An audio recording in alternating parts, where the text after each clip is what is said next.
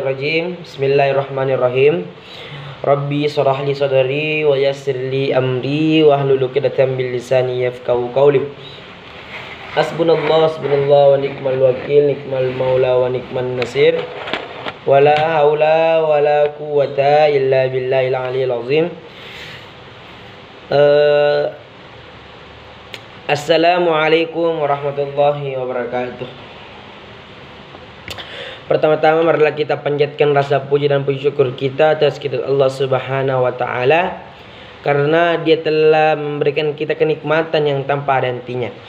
Yang kedua, marilah kita selalu mengirimkan selawat menyertai salam kepada Nabiullah Muhammad sallallahu alaihi wasallam, karena Dia telah mengantarkan kita dari zaman kegelapan menuju zaman yang terang benderang, seperti apa yang kita rasakan pada saat ini.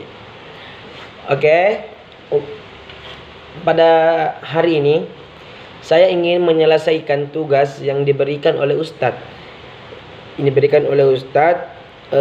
Tentang Qasasul Quran. Di sini lanjut. Kalau di sini pengertian Qasasul Quran. Kita akan mulai dari secara bahasa. Kalau secara bahasa itu qasas itu kata jamak dari kisas. Kisas.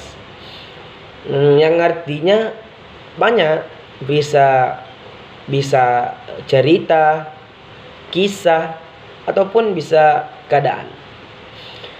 Beda lagi kalau secara istilah.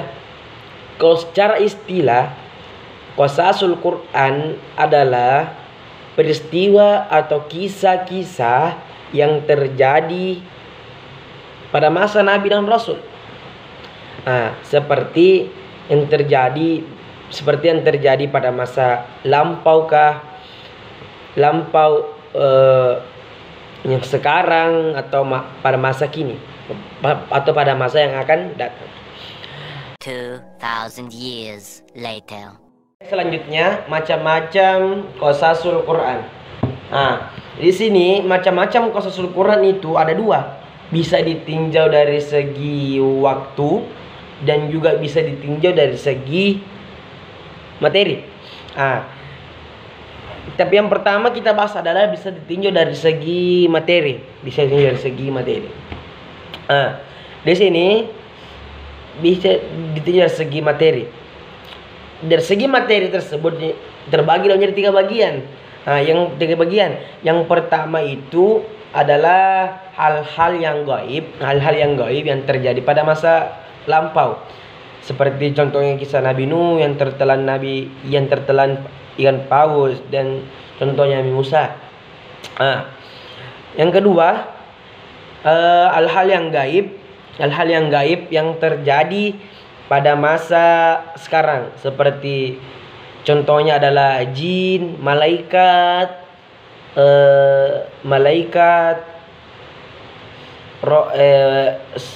iblis, dan yang lain-lainnya. Yang ketiga adalah hal-hal yang gaib yang terjadi pada masa yang akan datang. Contohnya adalah, ini terdapat dalam Al-Quran ya. Terdapat dalam Al-Quran, contohnya adalah kemenangan bangsa Romawi. Selanjutnya ditinjau dari segi materi. Di sini juga ditinjau dari segi materi, yaitu terbagi menjadi 3 juga. Yang pertama itu kisah-kisah yang berhubungan para nabi, yang seperti kisahnya Nabi Nuh, Nabi Yusuf, dan lain-lainnya. Yang kedua itu juga kisah-kisah yang berhubungan dengan personil atau kelompok-kelompok yang terdapat dalam Al-Quran, seperti kisahnya Ashabul Kahfi, Talut dan Jalut, Zulkarnain. Itu. Yang ketiga itu adalah hal-hal yang gaib. Yang ketiga adalah kisah yang berhubungan dengan setelah terjadinya Nabi Muhammad SAW, seperti contohnya perang Uhud dan perang Badar itu terdapat dalam surah Al-Imran, perang Hunain terdapat dalam surah Taubah dan lain-lainnya. Nah, selanjutnya adalah tujuan dari membahas atau mempelajari tentang qasasul Quran. Yang pertama, tujuannya adalah semuanya agama adalah sumbernya dari Allah Subhanahu wa taala, maupun agama Kristen, Hindu dan Buddha, itu semuanya agama itu bersumber dari Allah Subhanahu wa taala. Yang kedua adalah agama itu kesatuannya satu, tetapi semuanya adalah sumber dari Allah Subhanahu wa taala. Yang ketiga adalah kita bisa kita tahu bahwa bisa kita pelajari tentang kisah para nabi dan rasul yang terjadi, maksudnya yang terjadi pada masa yang lampau, sekarang dan akan yang datang. Nah, di situ